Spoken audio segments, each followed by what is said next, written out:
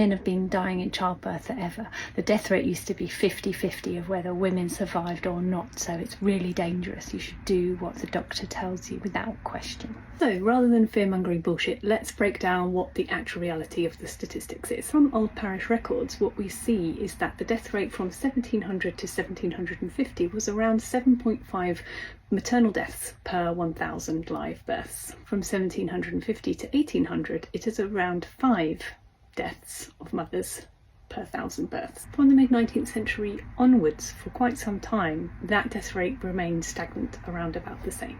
From the early 20th century to the 1930s, there was a gradual decline in maternal death rate. The vast majority of deaths that were occurring in obstetric settings were due to puerperal fever. Was that happening with care of midwives in the community?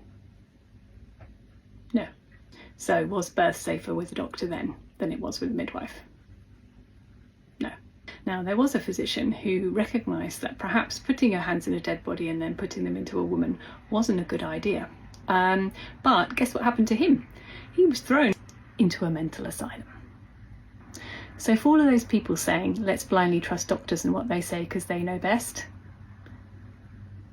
doctors are human. They make mistakes.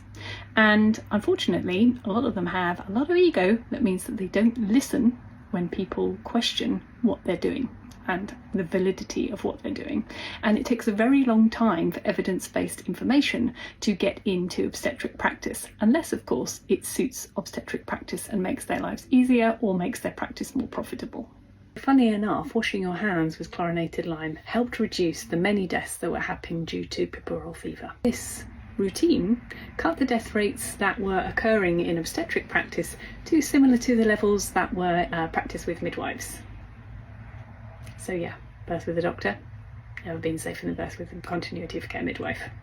The gradual decline in death rate was actually gradual because it took so long for sanitary procedures to be adopted in medical settings. From the late 1930s and the early 1940s, there was a marked drop in maternal death rates, and it was due to the invention of antibiotics. Since the 1950s until the modern day, the maternal death rate has been around 10 to 20 per 100,000 births.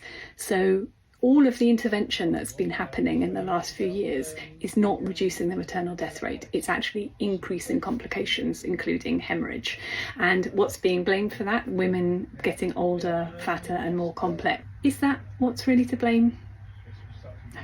Has the maternal death rate ever been 50-50 in childbirth? No.